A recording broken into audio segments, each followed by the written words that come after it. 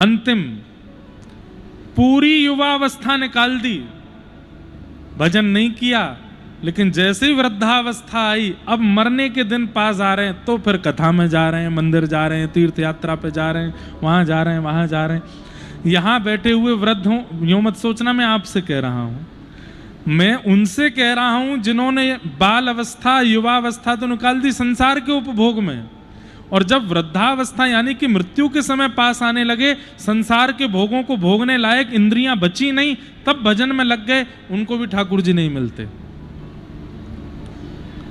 जब शरीर योग्य था तब तो भजन नहीं किया, और जब अयोग्यता की प्राप्ति मृत्यु समीप आ रही है तुम हमारा भजन कर रहे हो। ये तो वही हो गया, साल भर नहीं पढ़े, फाइनल एग्जाम आती रात रात भर बच्चे पढ़ रहे हैं और फिर रो रहे हैं सुबह उठ करके। क्यों रो रहे हैं? पूरा सिलेबस है, कैसे पढ़े, पूरे पूरे क्वेश्चन याद करने पड़ेंगे, पूरे पूरे। तो साल भर क्यों नहीं पढ़े थे? जो बच्चा साल भर ध्यान रखता है, पढ़ाई करता है, वो फाइनल एग्जाम में भी ठीक रहता है, उसको पता है कि तब ये पढ़ा था, ये पढ़ा था, याद रहता है। हम लोग कैसी स्थिति में, हम भी यही हैं, फाइनल एग्जाम आते ही पढ़ने लगते हैं।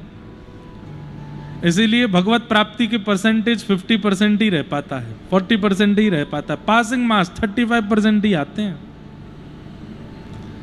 लेकिन बाल अवस्था, युवावस्था, पौगंड अवस्था, इन सारी अवस्थाओं को जब भगवत स्मृति कर दिया जाता है, तो जब वृद्धावस्था मतलब फाइनल एग्जाम जब आता है, तो ठाकुर जी मिल ही जाते, 99.9% प्राप्त होते हैं फिर। इसलिए जो अब भी युवा बैठे हैं यहां पर, जिनके